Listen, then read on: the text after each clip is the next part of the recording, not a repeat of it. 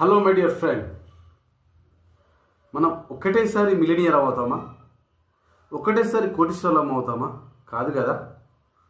చిన్నగా స్టార్ట్ చేయండి. పెద్ద వెల్త్ క్రియేట్ చేయాలన్నా, కోటీశ్వరులు కావాలన్నా చిన్న ఐడియా, చిన్న ఆలోచన, చిన్న యాక్షన్ స్టెప్తోనే సాధ్యమవుతుంది. చిన్న ఇన్వెస్ట్మెంట్తోనే సాధ్యమవుతుంది.